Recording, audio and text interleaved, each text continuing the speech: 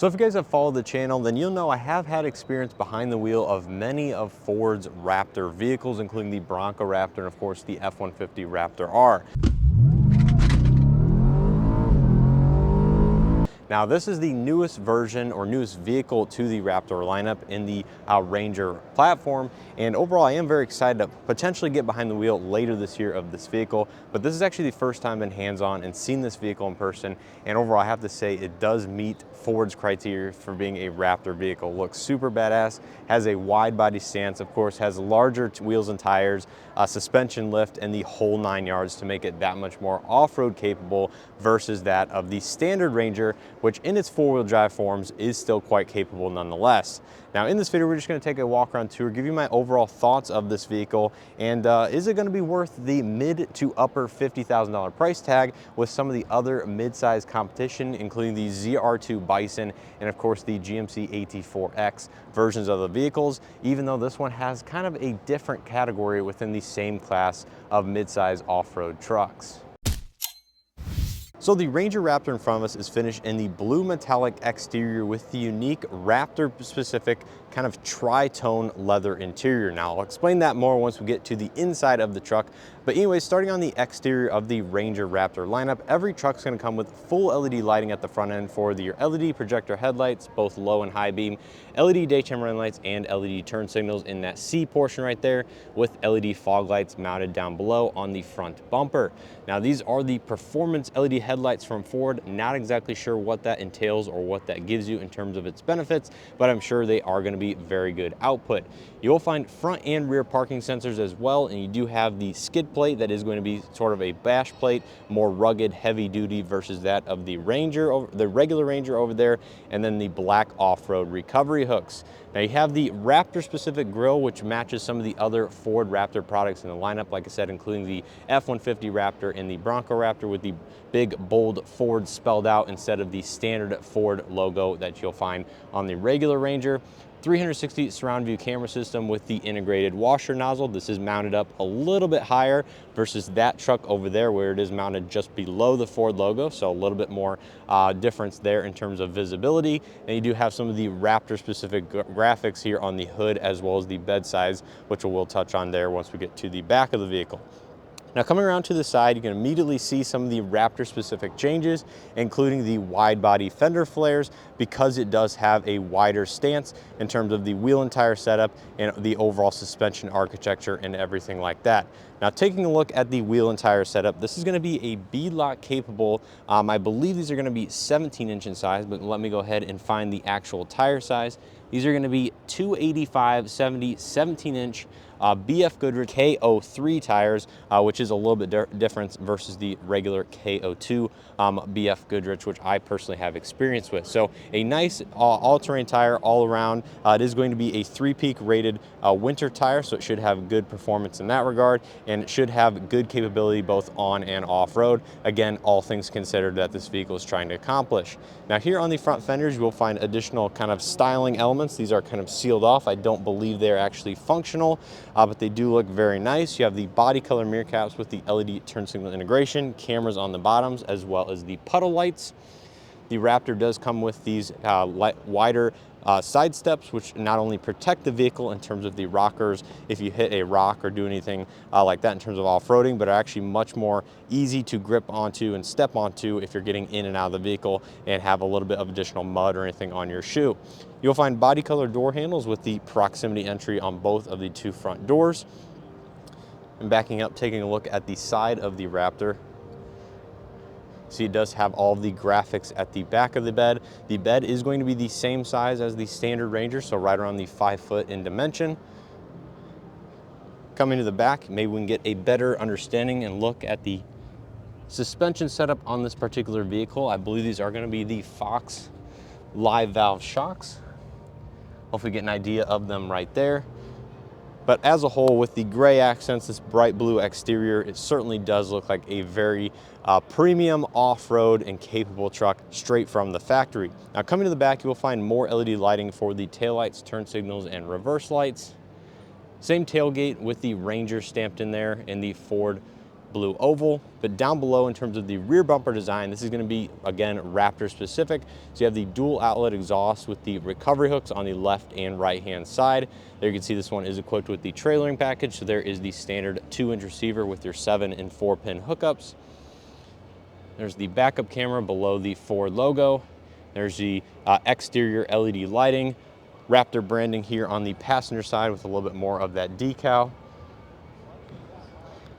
Yeah, hopefully this gives you a good understanding of what the Ranger Raptor looks like in person. It's definitely a truck that has a lot of presence and kind of looks the part for what its capability and off-road prowess is all about. Now, what's interesting is the interior on the Ranger Raptor is entirely unique, much like that of some of the other Ford products. So take a look on the inside, you'll find an orange, dark blue, and black kind of 3-color interior. Starting out here on the door panel, you'll see a lot of the same soft touch materials versus that of the Lariat version over there. Just a little bit different in terms of some of the design elements, like this textured kind of hexagonal look there, and some of the other accent stitching. So soft touch for the armrest, power windows, mirrors, and locks with power folding mirrors, 3-person memory driver seat, and then a good amount of lower door storage. You get the Ford Performance door sill plate just to denote that this is a Ford Performance product. And there is the power driver seat with 2-way power lumbar. And again, the unique Raptor specific seats, finished with the orange accents. And of course, the Raptor branding on the backrest portion. Now, continuing on, the Raptor does have a unique specific steering wheel. So you can see it does have the orange line in the center up top, perforated leather accents on the left and right hand side, Raptor branding at the bottom, as well as the beefy paddle shifters on the back, so you are sure not to miss a shift if you're looking to shift up or down a gear via the 10-speed automatic transmission. So really do like those. I believe they actually are real metal, which makes it feel just that much more premium, and again, it feels a lot more solid. Now, in addition to this, you do have buttons on the steering wheel to control some of the Raptor specific hardware. So you have the suspension tuning, the steering, the exhaust, as well as your My Mode system with the R over here, so you can customize that and kind of set it up to dial in the entire truck and all of the interchangeable selectable hardware. So at one push of a button, you can go into R mode or My Mode and select the exact programming that you would like. But you have the traditional lane keeping assist, smart cruise control, and all of that here on the left side as usual. Now, in front of the driver, you do have a fully digital gauge cluster. I believe this is around 12-inch in size. Again, very similar to that of some of the other Rangers in the lineup. It will have unique Raptor branding and Raptor graphics, of course, like other Raptor products. To the left of the steering wheel, you have your bed lighting, automatic headlights, as well as gauge dimming. It does have automatic high beam assist, as well as rain sensing wipers over here on the right. In terms of the infotainment, it's going to be set up, again, very similar to that of the other premium Rangers, with the vertical orientation of the display. You have the orange accents around the 2 AC vents, dual zone, automatic climate control, heated seats, stuff like that are all going to be found in this truck. You have the trailer brake controller here to the left side of the screen if it is equipped. Wireless charging, USB-A and USB-C inputs down there with a little bit of additional storage space. Here's your new interesting gear shifter with the orange accent stitching. Just slides basically forward and back with your foot on the brake to select whichever gear you are trying to go into, whether that be neutral, reverse, park, or drive. 2 decently sized cup holders. They aren't overly large, I would say. Electronic parking brake. Here's some of your terrain modes: automatic parking assist, traction control off, as well as your engine stop start on off.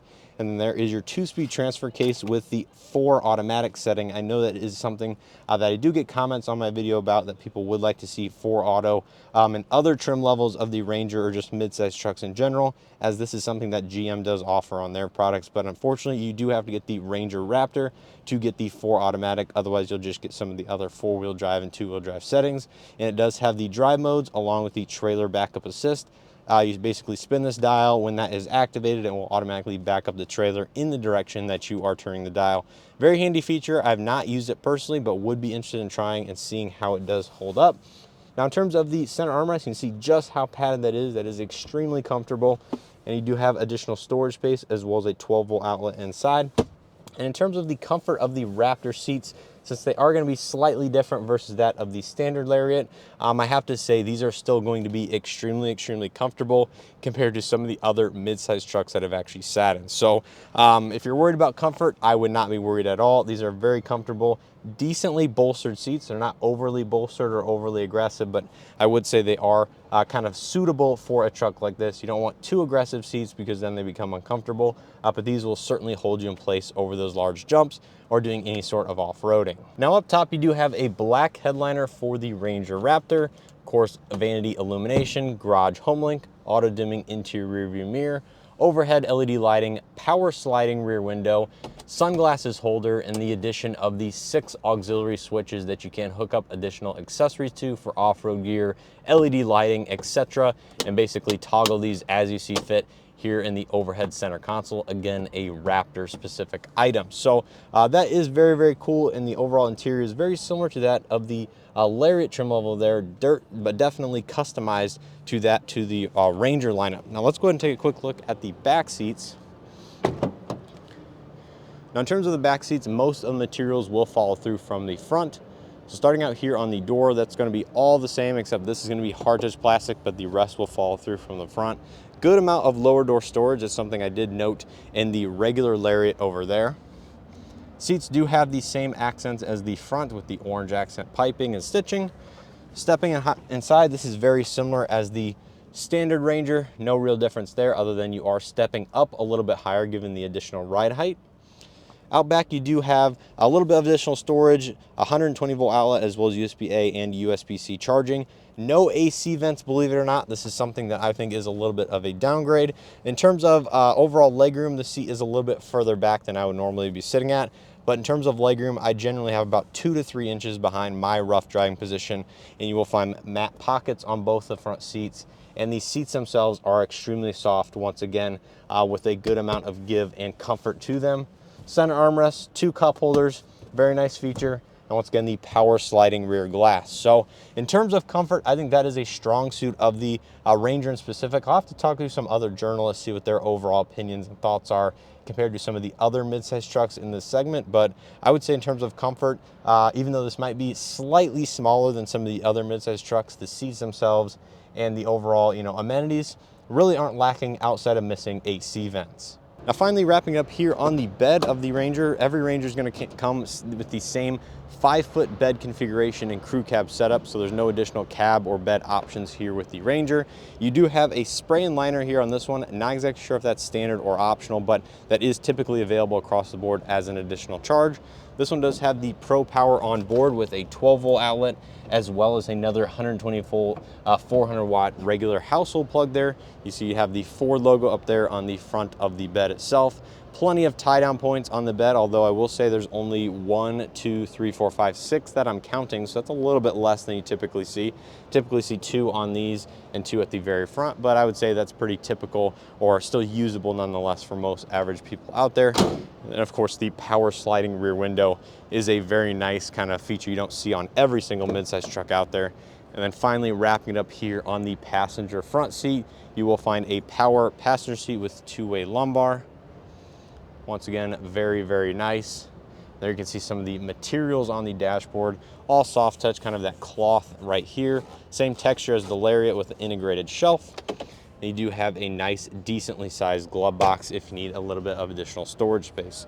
So I think that is going to be it for the 2024 Ranger Raptor here in this nice blue exterior from the 2024 Chicago Auto Show. So you guys have to let me know your thoughts on the Ranger Raptor down in the comment section below. Is this something that you're gonna be considering if you're looking for a mid-size truck that is very off-road capable, very powerful, and certainly will handle the dunes or Baja running with probably acceptable ease, but we'll have to hopefully test that out here in the future when I get behind the wheel of this truck here back home. But anyways, I appreciate the continued support here on the channel. If you guys enjoyed this video and or found something helpful, make sure to hit that like button below. It greatly helps out the channel in these videos. Subscribe if you haven't already. Make sure to check out my Ranger Lariat walk-around tour here on the channel if you haven't already, as that truck is also very impressive, but does exceed the $50,000 price point when you do fully load it up.